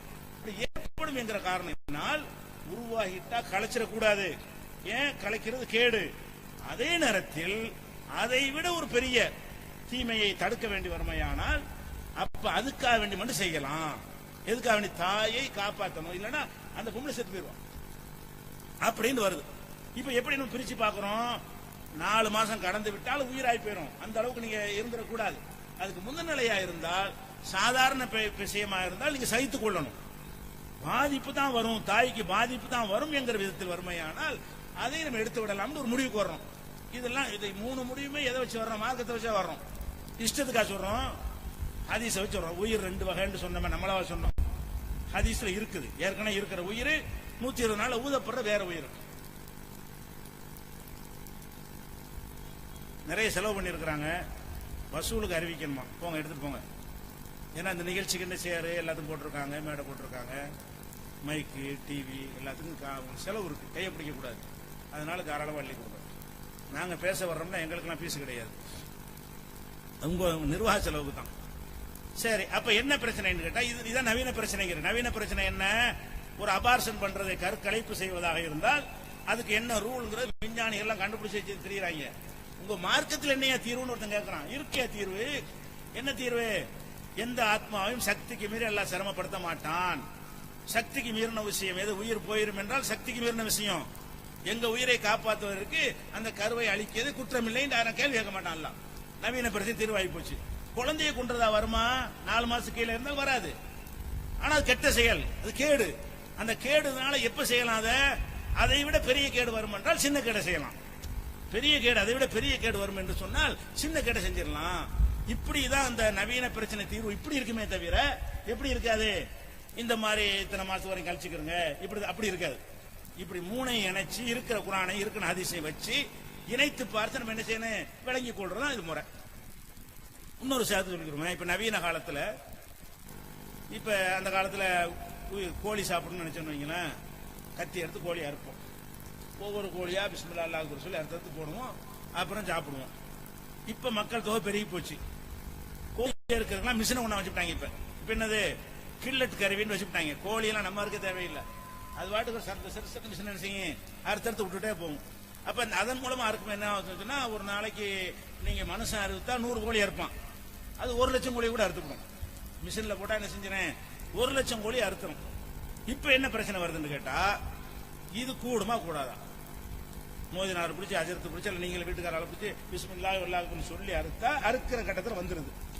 இப்ப அந்த மாதிரி செய்ய போனோம்னு சொன்னா, அப்படி அனைவருக்கும் கோழி அறுத்து தெரிஞ்சா பரவாயில்லை, நிறைய ஒரு வியாபாரமா செய்ய வேண்டியிருக்குன்னு வைங்க. அவங்க எல்லாம் கோழி அறுக்கிறதுக்கு மிஷின் மாதிரி இருந்தா தான் என்ன செய்ய முடியும், ஈஸியாக அறுக்க முடியும். அதையெல்லாம் கருத்துல கொண்டு பார்த்தா இது கூடுமா கூடாதா, இந்த கோழி அறுக்கிற விஷயம் கூடுமா கூடாதா, இதுல கில்லட்ல மிஷின்ல இருக்கிறது. இப்ப கூடுமான்னா இது இது இருக்குமா, ஹதீஸ்ல இருக்குமா, இது இருக்காது. இதுல இருக்குமா, இருக்காது. அப்ப குர்ஆன்லயும் இது இருக்காது, ஹதீஸ்லயும் இருக்காது. அப்ப இதுக்கு எப்படி தீர்வு வர்றது, நவீன பிரச்சனை தானே அப்படின்னு குழம்ப தேவையில்லை. இந்த அறுக்கிறது குறித்த எல்லாத்தையும் எடுங்க, என்னென்ன குர்ஆன் ஹதீஸ்ல தேடி எடுங்க. எடுத்தீங்கன்னு சொன்னா அதுல உங்களுக்கான தீர்வு கிடைச்சிடும். எப்படி கிடைச்சிடும், உதாரணமா எடுத்துக்கொண்டா, நாயை வைத்து வேட்டையாடலாம்னு குர்ஆன்ல வசனம் இருக்கு. நாய் இருக்குல்ல, நாயும் இல்ல, வேட்டை நாய்க்கு ட்ரைனிங் கொடுக்கணும். சாதாரண நாய் வந்து அது தின்னுட்டு வந்துடும். நீங்க ட்ரைனிங் கொடுத்தீங்கன்னு சொன்னா அது பல்லு படாம பிடிங்கிட்டு வந்துடும். இது அது பிடிச்சிட்டு வந்துடும். முயலை பிடிச்சின்னு சொன்னா எஜமானுக்கா கரெக்டா கொண்டாந்து தந்துடும். அப்படி அந்த பயிற்சி அளிச்சார்களே ஆனால் அந்த நாய் சரியான முறையில அந்த உயிர் பிராணியை கொண்டு வந்துடும். இப்ப அது கொண்டு வரும்போது அதுக்கு யார் பிஸ்மில்லாஹ் சொல்றது, கொண்டு வரும்போது செத்து போயிடுச்சு. இது அறுத்த கணக்குல வச்சுக்கிறதா அறுக்கலன்னு வச்சுக்கிறதா? நாய் பிடிச்சிட்டு வருது இல்லைங்க, அது வரும்போது உசுரோட இருந்தா அறுத்து போடும், விஷயம் வேற. கவ்வி பிடிச்சிக்கிட்டு வருது, பல்லு படாம கொண்டு வருது, கொண்டாந்து தரும்போது செத்து போயிருக்கு. இதா சாப்பிடக்கூடாதா அப்படின்னு சொன்னா, நீங்கள் அந்த நாயை அனுப்பும் பொழுது பிஸ்மில்லான்னு சொல்லிவிட்டு அனுப்பினீர்களே ஆனால் நாய் போய் பிடிச்சாலும் அது நாய் பிஸ்மில்லா சொன்ன அர்த்தம், பிஸ்மில்லா சொல்லியாச்சுன்னு அர்த்தம். நீங்க போய் பிடிக்கல, நீங்க அந்த பிராணியை சாவடிக்கல, நாய் தான் பிடிச்சி சாவடிக்குது. இருந்தாலும் நாய் அனுப்பும் போதே பிஸ்மில்லான்னு சொல்லி அனுப்பிவிட்டீர்களே ஆனால் அது அந்த பிடிச்சி செத்து விட்டது என்று சொன்னால் நீங்க என்ன செய்யலாம், சாப்பிடலாம். அது கொஞ்சம் கடிச்சு செத்துச்சுன்னு வைங்க, சாப்பிடக்கூடாது. ஹதீஸ்ல வரக்கூடியது, அந்த வேலையில பிடிக்குது, பிடிச்சு கடிச்சு அது ரத்தத்துக்கு ருசி பார்த்துட்டு அதனால் செத்து போய் கொண்டு வந்தால் சாப்பிடக்கூடாது. அப்படி பல்லு படாம கொண்டாந்து உங்களுக்கு தருது, அந்த பிடிச்ச அதிர்ச்சியில அந்த முயல் செத்து போச்சுன்னு வைங்க, நீங்க அனுப்பும் போதே பிஸ்மில்லா சொல்லி இருந்தால், இந்த நாயை அனுப்பும் போதே பிஸ்மில்லான்னு தட்டு விடணும். அதுக்கு சொன்ன பிஸ்மில்லா பண்ணுவோம், நாய்க்கு தான் நம்ம பிஸ்மில்லா சொன்னோம். பிஸ்மில்லா முயலுக்கு சொன்னது. இப்ப ஒரு தட்டு பிஸ்மில்லாண்டீங்கன்னா அந்த முயலை பிடிச்சால் முயலை முறைப்படி அறுத்தாச்சு இப்படிங்கிற வருது. அதே மாதிரி ஒரு ஈட்டி எடுத்து வேட்டை இருக்கு. ஈட்டி எடுத்து எரியும் போது பிஸ்மில்லான்னு சொல்லி எரிய வேண்டியது. போய் எரியும் போது அந்த ஈட்டி முனை ஒரு மான்ல கரெக்டா குத்தி அதனால அது செத்து சொன்னா அது நீங்க சாப்பிடலாம். பக்கவாட்டில் இப்படி அடிச்சுன்னு வைங்க, சாப்பிடக்கூடாது. ரத்தம் வெளியேற்ற மாதிரி குத்தி சாகடிச்சு இருந்தால் அதை நீங்க சாப்பிடலாம். அந்த எரியிற ஈட்டி இப்படி போகாம இப்படி போய் அடிச்சிருச்சு, இப்படி அப்ப சாப்பிடாதுன்னு சொல்லியிருக்கிறாங்க. இதெல்லாம் இணைச்சு வச்சு பாத்தீங்கன்னு சொன்னா முறையாக ஒரு கில்லட்ல கருவிய பட்டனை தட்டும் போது பிஸ்மில்லான்ற வேண்டியது. நாயை அனுப்பும்போது பிஸ்மில்லா சொன்ன மாதிரி பட்டனை தட்டும் போது பிஸ்மில்லாண்டீங்கன்னா அந்த மிஷின் அறுக்கிறது எது, அந்த பிஸ்மில்லா, அதுக்குள்ள பிஸ்மில்லா தான். அப்ப அந்த மாதிரியாக இந்த நவீன பிரச்சனைகள் அதோட மெர்ஜ் பண்ணி பாத்தீங்கன்னு சொன்னா இது புதிய விஷயமாக இருந்தாலும் இதற்கான தீர்வு அந்த ஹதீஸ்ல கிடைச்சிடும். இப்படி குர்ஆன் ஹதீஸ்ல எந்த ஒரு நவீன பிரச்சனை எடுத்துக்கொண்டாலும் குடும்ப கட்டுப்பாடா எடுத்து பாருங்க, தெரிஞ்சிடும். செயற்கை கருவூட்டல் வச்சிருக்காங்க, கணவன் மனைவி நல்லா சேர்ந்துறாங்க, குழந்தை உண்டாக மாட்டேங்குது, 2 பேர்த்தையும் குறை இல்லை. அப்ப என்ன செய்யறாங்க, விந்த எடுத்து தனியா டீப்ல வளர்த்த அப்புறமேட்டு கருப்பையில வச்சு குழந்தைய உண்டாக்குறாங்க. இது கூடுமா கூடாதா, அதுக்கு தீர்வு கிடைக்கும். எதை நீங்க எடுத்து பார்த்தாலும் சரி, எல்லா விதமான நவீன பிரச்சனைகளை எடுத்தாலும் திருக்குர்ஆன்ல அதுக்கு ஒரு பேசிக் இருக்கும். என்ன பேசிக், இன்னது செய்யக்கூடாது தடைன்னு இருக்கும். அந்த தடை இல்லை என்று சொன்னால் அவற்றை நீங்கள் தாராளமா செஞ்சுக்கலாம். இப்படி எல்லா பிரச்சனைக்கான தீர்வும் திருமறை குர்ஆனில் இருக்கிறது. இது ரொம்ப விரிவாக ரொம்ப விளக்கமாக சொல்ல வேண்டிய ஒரு தலைப்பாக இருந்தாலும் நேரம் முடிந்துவிட்ட காரணத்தினால் இதோடு என்னுடைய உரையை நிறைவு செய்கிறேன். வாஹிருதாவானா அல்ஹம்துலில்லாஹி ரப்பில் ஆலமீன். திருக்குரானின் அறிவியல் சான்றுகள் பாகம் 2. இஸ்லாம் பெண்கள் உரிமையை பறிக்கிறதா? பிறை ஒரு விளக்கம். இஸ்லாம் ஒரு இனிய மார்க்கம். நபி தோழியர் வரலாறு. குற்றச்சாட்டுகளும் பதில்களும். நோன்பு. இயேசு இறைமகனா? வருமுன் உரைத்த இஸ்லாம். உண்மை தோழர் அபூபக்கர் அலி. பெண்களுக்கான நபி வழி சட்டங்கள். அறிவுச்சுடர் அன்னை ஐசார் அலி. இஸ்லாத்தில் சொர்க்கம் நரகம். நபி தோழர்களும் நமது நிலையும். துவாக்களின் தொகுப்பு. முகைதீன் மௌலிது ஒரு ஆய்வு. குரானை எளிதில் ஓதிட. நபிகள் நாயகம் பல திருமணம் செய்தது ஏன்? யாக்குத்பா ஒரு ஆய்வு. நபி வழியில் நம் நபி வழியில் குழந்தை வளர்ப்பு. தராவி தொழுகை ஒரு ஆய்வு. ஜக்காத் ஒரு ஆய்வு. இஸ்லாத்தில் இல்லறம். கியாமத் நாளின் 10 அடையாளங்கள். நபிகளாரின் நற்போதனைகள். மன்னரை வாழ்க்கை. பைபிளில் நபிகள் நாயகம். இஸ்லாத்தின் பார்வையில் பில்லி சூனியம். தர்கா வழிபாடு. நபிகளாரின் இறுதி நாட்கள். இஸ்லாமிய கொள்கை. சரியான ஹதீஸ்களும் தவறான ஹதீஸ்களும். சந்திக்கும் வேளையில் கொள்கை விளக்கம். பேய் பிசாசு உண்டா? கற்பனை கதைகள். நவீன பிரச்சனைகளும் தீர்வுகளும். தப்லிக் தாகலின் தொகுப்பு. சுபகான மௌலிது ஒரு ஆய்வு. மனிதனுக்கேற்ற மார்க்கம். நேர்ச்சையும் சத்தியமும் மனனம் செய்வோம். விளக்கப்பட்ட உணவுகள். அர்த்தமுல்லா இஸ்லாம். குர்பானியின் சட்டங்கள். தொழுகை. இஸ்லாத்தின் பார்வையில் கனவுகள். இஸ்லாமிய திருமணம். இறைவனிடம் கையேந்துங்கள். மீராஜும் அதன் படிப்பினைகளும். வேதம் கொடுக்கப்பட்டோர் யார்? மற்றும் prophet Muhammad the greatest man. Moon publication 83/3 மூர்தரு முதல் மாடி மண்ணடி சென்னை 1. Phone number 65